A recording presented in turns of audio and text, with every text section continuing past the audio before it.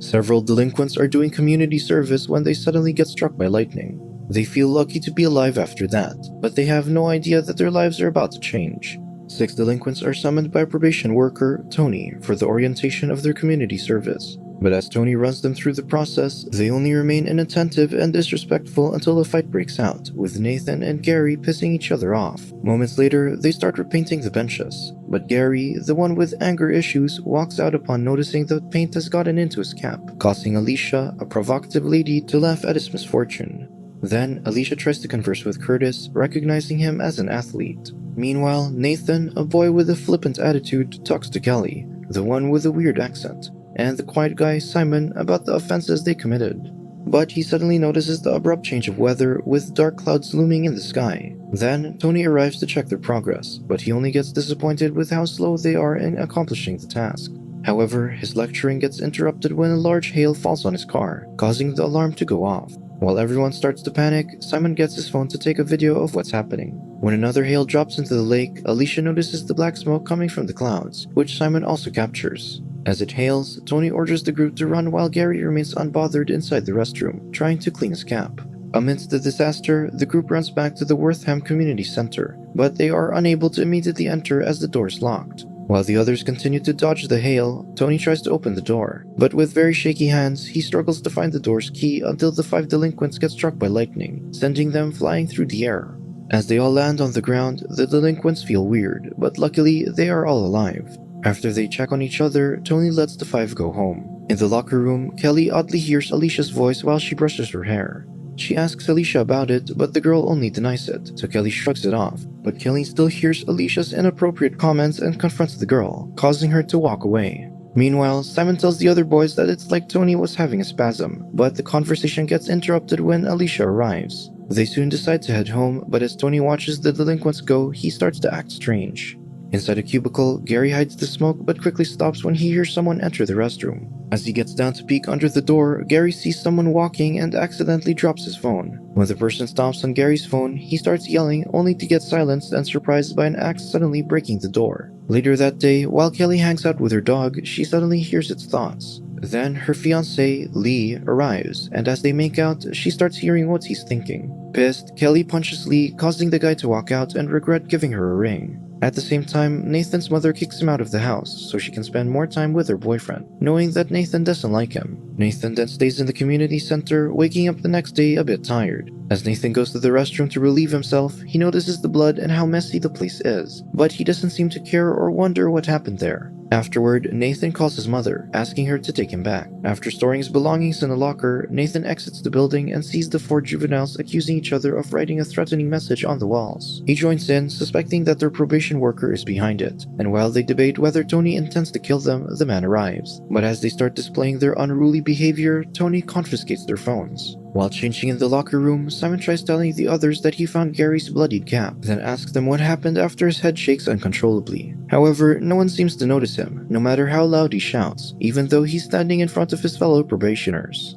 After that, Simon sees that he doesn't have a reflection in the mirror, and the other delinquents simply walk away, not realizing he's gone. As the juveniles go out, Tony appears in the hallway, angrily stomping on a cigarette butt. In the locker room, Simon's head shakes uncontrollably again. Tony starts throwing a fit in the hallway while Simon becomes visible again and goes out to help the others. Curtis, Kelly, and Nathan scrub the message on the wall outside the center while Alicia lazily sits on the bench, and Simon arrives moments later. Then, Kelly becomes bothered by constantly hearing other people's thoughts, and asks if they ever noticed anything strange happening to them after the storm. After Nathan's sarcastic and annoying response, Kelly hears Simon's interesting thoughts and asks him if he felt weird. But Simon hesitates to tell them the truth and eventually says it's nothing. Frustrated, Kelly walks out, but she gets stopped by Tony, who soon grows a temper with the girl's disobedience. Kelly then headbutts him and quickly leaves, causing Tony to be suddenly wild. Later, Kelly is sitting alone outside when a bloodied and enraged Tony arrives with a weapon. To save her life, Kelly runs immediately while the others are inside the center, oblivious that their probation worker has become murderous. Alicia and the guy's storytelling is cut short when a terrified Kelly enters the center, saying that Tony has attacked her and is planning to kill them.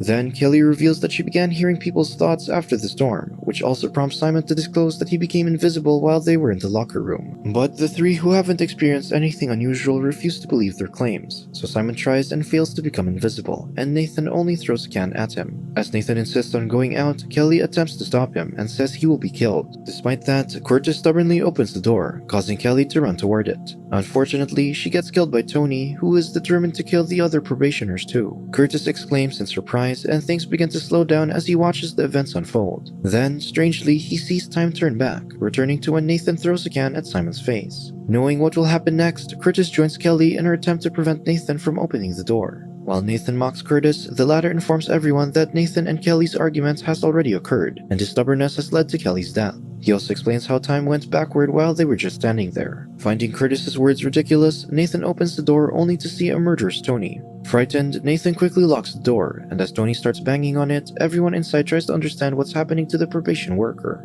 They think about reporting to the police, but Tony has their phones. Eventually, the banging stops and they start to argue and blame each other. Afterward, Alicia heads to the back entrance, and as the others follow, Nathan slips on a pool of blood. Curtis opens the locker where the blood comes from, and there, they find Gary's lifeless body. Finally, Alicia realizes they will end up just like Gary because of Tony.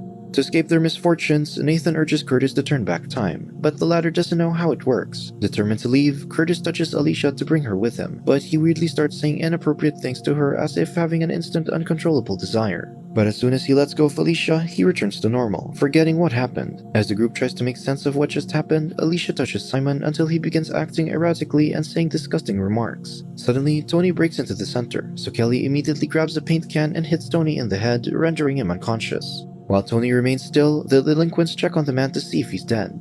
But Tony moves to grab Kelly's foot, and the others watch in great shock as Kelly stomps on Tony's head, finally killing him. Everyone is terrified, and Alicia can't believe that Kelly killed their probation worker. Curtis suggests calling the cops and telling them it was self-defense, but Kelly argues that no one will believe them and that the police will only think they killed Tony and Gary. After careful deliberation, the group decides to bury Tony and Gary's bodies under the flyover. They also agree to keep everything a secret to protect their identities and ensure that no one will know they have breached the terms of their antisocial behavior order, or ASBO. Everyone is busy burying the bodies when Nathan suddenly announces that he is the only one who lacks a special ability. Simon says maybe he just hasn't found it yet, and they proceed to bury the bodies. Then, the five of them return home and try to move on with their lives. The following day, the five of them are summoned by Sally, Tony's colleague, to inquire about the whereabouts of the two missing people. Nathan then speaks up, fabricating a story about Gary and Tony having an illicit affair, prompting the woman to walk out frustrated. Still bugged by Tony's sudden disappearance, Sally tries to dial Tony's number later, but it goes straight to voicemail. While the five delinquents are on the rooftop, they try to discuss their plans for the coming days. With special abilities, Simon wonders if they're meant to become superheroes, but Nathan disagrees. He also adds that everything will return to normal in a week. One day, the five of them are picking up trash around the community when they spot an unclothed man lying on the ground. As the man turns around, Nathan immediately recognizes him as Jeremy, his mother's boyfriend, who flees upon seeing them. After the embarrassing incident, Sally assigns the group to accompany some elderly people at a small party.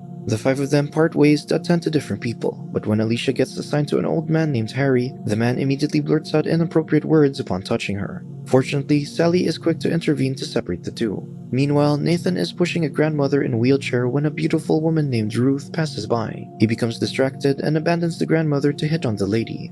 Nathan talks to Ruth and learns she's a volunteer, but despite wanting to talk to her more, another elderly woman interrupts, requesting to dance with Nathan. Later, the five of them are changing in the locker room when Curtis finds a note inside his locker, prompting him to alert the others that someone knows what they did. Kelly asks Nathan if he's pulling a prank on them, but the latter denies it. He also emphasizes that if someone really knew what happened, they would have gone to the police. Before Nathan leaves, he tells Curtis that the note must pertain to something he's done, not their secret. Curtis then asks the others if they believe Nathan, but with the unsolvable puzzle, Kelly responds that they just have to act normally.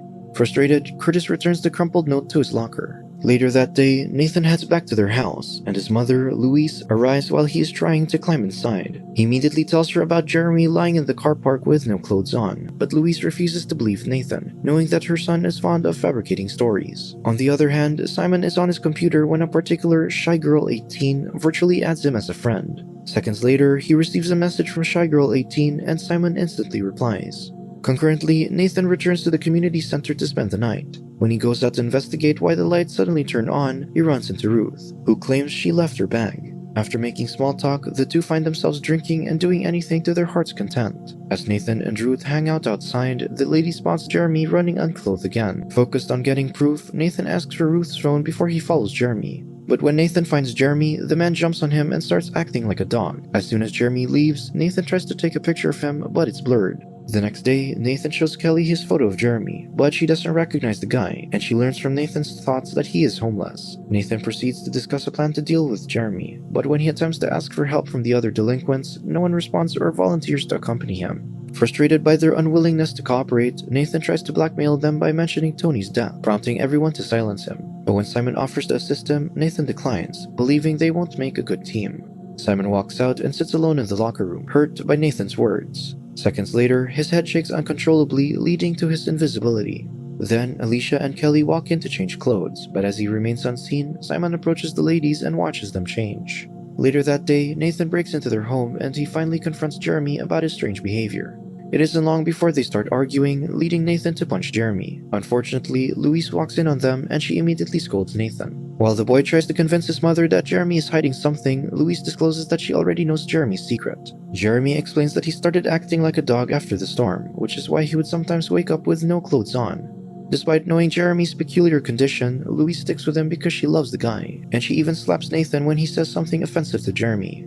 That night, Nathan goes to Ruth's house with the excuse of returning her phone. Sensing that Nathan's upset, Ruth lets him inside, where they talk and drink a little until they get intimate. While Nathan and Ruth are doing the deed, Nathan is taken aback when the young and beautiful Ruth suddenly transforms into an old woman. He then pushes Ruth aside and runs to the bathroom, but the woman follows him and stands by the door to check if he's okay. She also says the storm made her young again. Nathan opens the door eventually, and he learns that Ruth is actually 82 years old. Somehow repulsed by what happened, Nathan prepares to leave, and Ruth fails to stop him even when she says she thinks she's growing old again. The next day, a police officer attempts to arrest Alicia for breaching the terms of her ASBO due to a curfew violation. When the officer grabs Alicia, he instantly turns wild while trying to ravish her. Fortunately, Sally enters the room, allowing Alicia to push the man away and leave. After letting go of Alicia, the officer comes to his senses, wondering what happened. Alicia heads to the restroom and Sally follows to check on her. The lady officer starts to notice that Alicia attracts men. Then she offers help and her number to Alicia in case a similar problem arises. But the girl only refuses and leaves Sally behind. Later, the 5 delinquents get sent again to party with the elderly. Curtis, Kelly, Simon, and Alicia have fun while dancing with them. But as Nathan glumly sits in a chair, an old Ruth slowly walks toward him. Seconds later, Nathan runs outside, trying to avoid the old woman. While Nathan smokes under the flyover, the other probationers arrive and ask what happened to him. After Kelly tells Nathan that Ruth was looking for him, she hears the guy think about what happened between him and Ruth, disgusting her. When Kelly confronts Nathan about his thoughts, the others learn that Nathan slept with Ruth. As they tease him, Nathan explains that he only did that because Ruth wasn't old when they started, and she became young again after the storm. Feeling bad that the others are making fun of Nathan, Kelly apologizes for letting them know, but Nathan just angrily leaves them. Later that day, Simon becomes busy chatting with his new internet friend who remains to be mysterious and refuses to send him photos. Meanwhile, Nathan goes to Ruth's house and rings the doorbell. When no one answers and he notices that the door is open, he walks inside and sees a lifeless Ruth sitting in the living room. As he goes near the woman, he finds a photo album containing pictures of the young Ruth. Nathan then apologizes before putting the album on Ruth's lap. He slightly messes up her white hair before he leaves the house. Afterward, Nathan visits his mother and the two make up after apologizing to each other. Nathan also lies about getting his own place, and Louise believes her son and feels happy for him. However, before leaving, Nathan warns Jeremy not to hurt his mother. Then, the 5 delinquents once again gather in the locker room. As they talk about the other people who also gained special abilities after the storm, Simon tells them they need to prepare for when they come after them. Curtis asks why that would happen, so Simon replies it's what people do. Unfortunately, when Nathan opens his locker, he finds a threatening poster similar to what they found in Curtis's locker. The rest check the poster, thinking about who might know what they did, unaware that Sally is watching them by the door.